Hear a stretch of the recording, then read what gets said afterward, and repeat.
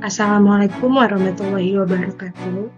Kembali lagi bersama saya, Desi Kadarsi, dalam video pembelajaran yang pada hari ini akan mengangkat tema bakteri. Sebelumnya, anak-anak di sini ada yang sudah tahu apa itu bakteri?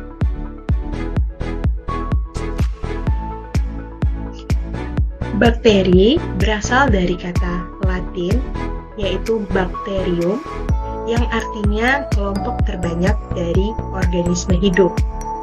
Mereka berukuran sangatlah kecil dan kebanyakan uniselular atau bersel tunggal, dengan struktur sel yang relatif sederhana, tanpa nukleus atau inti sel, sitoskeleton, dan organel lain seperti mitokondria dan kloroplas. Bakteri merupakan prokariota, yang mana untuk membedakan mereka dengan organisme yang memiliki sel lebih kompleks disebut eukariota.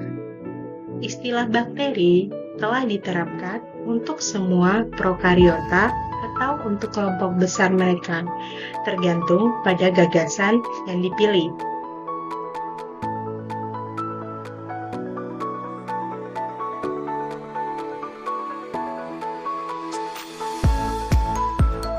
Selanjutnya, kita akan membahas mengenai sejarah bakteri.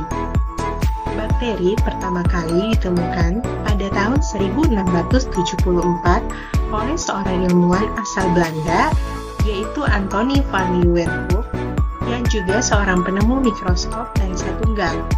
Istilah bakteri ini diperkenalkan oleh Ehrenberg pada tahun 1828, yang mana ilmu yang mempelajari bakteri disebut dengan bakteriolog. Ciri-ciri bakteri. Kira-kira apa ya yang membedakan bakteri dengan makhluk hidup lain? Di sini ada beberapa karakteristik dari bakteri. Yang pertama, bakteri merupakan organisme multiseluler. Kedua, bakteri prokariot, yang artinya tidak memiliki membran inti sel. Ketiga, bakteri umumnya tidak memiliki klorofil. Keempat, ukuran tubuh bakteri bervariasi antara 0,12 sampai ratusan mikron atau memiliki ukuran rata-rata 1 sampai dengan 5 mikron. Bakteri memiliki bentuk tubuh yang beraneka ragam. Bakteri hidup bebas atau bersifat parasit pada makhluk hidup lainnya. Ketujuh, bakteri yang hidup di lingkungan ekstrim seperti pada mata air panas, kawah, atau gambut, dinding selnya tidak mengandung peptidoglikan, sedangkan bakteri yang hidupnya kosmopolit di berbagai lingkungan dinding selnya mengandung peptidoglikan. Selanjutnya akan dijelaskan morfologi atau bentuk bakteri. Berdasarkan bentuknya, bakteri dibagi menjadi 3 golongan besar, yaitu coccus, bacil, dan spiril atau spirilium. Bentuk bakteri yang paling umum adalah bulat, batang, dan spiral, yang dapat kita lihat pada gambar di bawah ini. Bakteri yang berbentuk bulat biasanya menyerupai bola dan terjadi secara tunggal dalam rantai 2 sel atau lebih dan dalam kelompok yang menyerupai tandan buah anggur. Bakteri yang berbentuk batang biasanya soliter, tapi dalam beberapa bentuk batang tersusun di dalam ikatan rantai. Sedangkan bakteri spiral menyerupai bentuk koma atau gulungan yang longgar, seperti pada gambar berikut ini.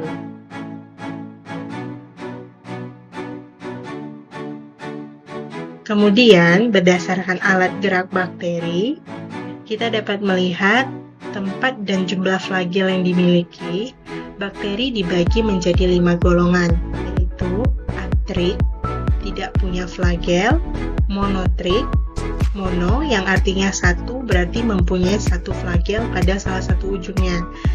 Ketiga, lophotric yang memiliki sejumlah flagel pada salah satu ujungnya. Amfitric mempunyai satu flagel pada kedua ujungnya. Dan yang terakhir, peritric yang mempunyai flagel pada seluruh permukaan tubuhnya.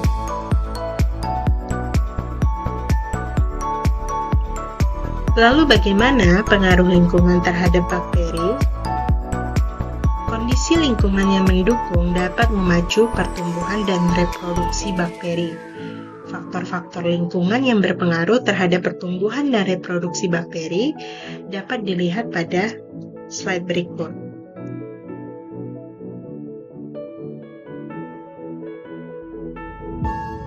Yang pertama, suhu. Berdasarkan kisaran suhu aktivitasnya, bakteri dibagi menjadi 3 golongan. Bakteri psikrophil, yaitu bakteri yang hidup pada daerah suhu antara 0 derajat sampai 30 derajat Celcius dengan suhu optimum 15 derajat. Bakteri mesofil, yaitu bakteri yang hidup di daerah suhu antara 15 derajat sampai 55 derajat Celcius dengan suhu optimum 25 derajat sampai 40 derajat Celcius. Ketiga, bakteri termofil, yaitu bakteri yang dapat hidup di daerah suhu tinggi antara 40 derajat sampai 75 derajat dengan suhu optimum 50 sampai 65 derajat Celcius. Pada tahun 1967, di Yellowstone Park ditemukan bakteri yang dapat hidup dalam sumber air panas bersuhu kisaran 93 derajat sampai dengan 500 derajat Celcius.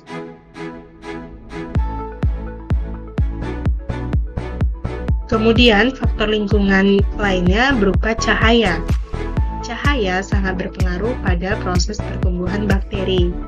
Umumnya, cahaya merusak sel mikroorganisme yang tidak berklorofil.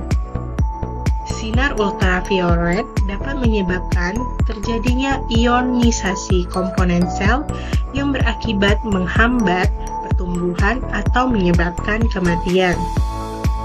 Pengaruh cahaya terhadap bakteri dapat digunakan sebagai dasar sterilisasi atau pengawetan bahan makanan. Jika keadaan lingkungan tidak menguntungkan seperti suhu tinggi, kekeringan, atau zat-zat kimia tertentu, beberapa spesies dari Bacillus yang aerob dan beberapa spesies dari Clostridium yang anaerob dapat mempertahankan diri dengan spora. Spora tersebut dibentuk dalam sel yang disebut endospora. Endospora dibentuk oleh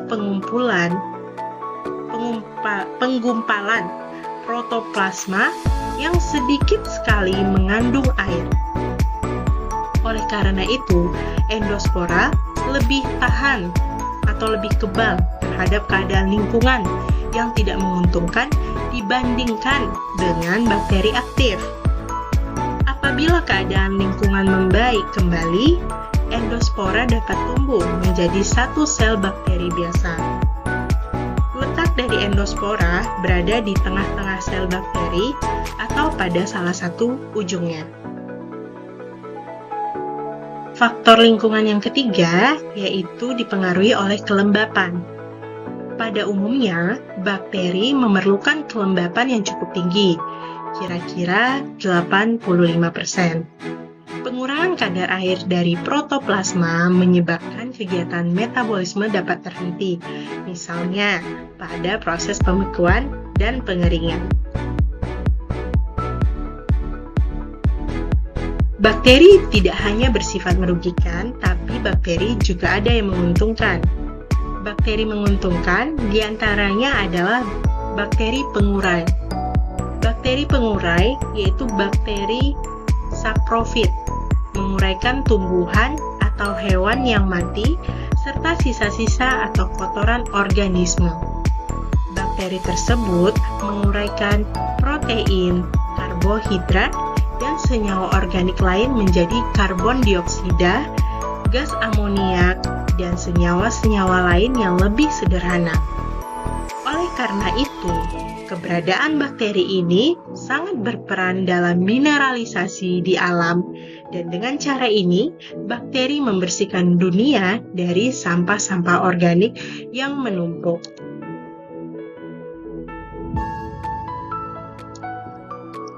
Selanjutnya, bakteri nitrogen.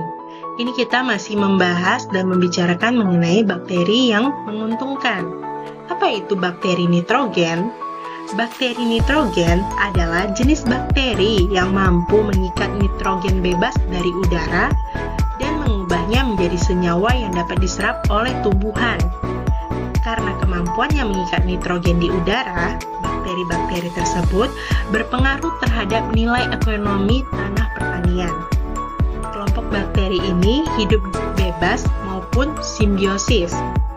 Bakteri nitrogen yang hidup bebas yaitu Azotobacter crococum, Clostridium pasterianum, dan Rhodospirillum rubrum. Bakteri nitrogen yang hidup bersimbiosis dengan tanaman polong-polongan yaitu Rhizobium leguminosarum, yang hidup di dalam akar membentuk nodul atau bintil-bintil akar. Akar tanaman polong-polongan tersebut menyediakan karbohidrat dan senyawa lain bagi bakteri melalui kemampuannya untuk mengikat nitrogen bagi akar. Jika bakteri dipisahkan dari inangnya atau akar, maka tidak dapat mengikat nitrogen sama sekali atau hanya dapat mengikat nitrogen dengan jumlah yang sangat kecil. Bintil-bintil pada akar itu akan melepaskan senyawa nitrogen organik ke dalam tanah tempat tanaman hidup. Dengan demikian, penambahan nitrogen yang dapat menambah kesuburan dari tanah tersebut. Pada daftar tabel berikut, kita dapat melihat pemanfaatan bakteri pada nama produk makanan yang kita gunakan atau konsumsi sehari-hari. Pada produk yogurt dengan bahan baku susu, menggunakan bakteri yang berperan yaitu Lactobacillus bulgarisus dan Streptococcus thermophilus. Pada produk mentega, bahan baku juga berasal dari susu, yang mana bakteri berperan adalah Streptococcus lactis. Pada produk makanan terasi dengan bahan baku ikan, bakteri yang berperan adalah Lactobacillus sp. Pada asinan buah-buahan yang bahan bakunya berasal dari buah-buahan, bakteri yang berperan adalah Lactobacillus sp. Pada sosis, produk makanannya dengan bahan baku daging, bakteri yang berperan adalah Pediococcus cerevisiae. Dan pada kefir yang merupakan bahan baku dari susu, bakteri yang berperan adalah Lactobacillus bulgarisus dan Streptococcus lactis. Yang terakhir, yaitu kita akan membahas mengenai jenis bakteri yang merugikan. Bakteri yang merugikan ini biasanya terdapat dalam perusak makanan. Beberapa spesies bakteri pengurai tumbuh di dalam makanan, sehingga mengubah makanan dan mengeluarkan hasil metabolisme yang berupa toksin atau racun. Racun ini berbahaya bagi kesehatan apabila dikonsumsi oleh manusia. Contohnya, bakteri yang terdapat pada makanan kalengan, bakteri yang terdapat pada tempe bongkrek, ataupun bakteri yang menjadi penyebab makanan menjadi berlendir. Kedua, bakteri denitrifikasi. Dalam kondisi ini, jika oksigen di dalam tanah berkurang, maka akan berlangsunglah proses denitrifikasi, yaitu nitrat direduksi sehingga terbentuk nitrit dan akhirnya menjadi amoniak yang tidak dapat dimanfaatkan oleh tumbuhan. Contoh bakteri yang menyebabkan denitrifikasi adalah Micrococcus denitrificans dan Pseudomonas denitrificans. Baik, pada kesempatan ini, sekian Sekian dulu presentasi yang telah saya sampaikan. Semoga dapat bermanfaat dan berguna untuk adik-adik ataupun anak-anak sekalian. Mohon maaf apabila terdapat salah dan kekurangan. Lebih dan kurang mohon dimaafkan. Wassalamualaikum warahmatullahi wabarakatuh.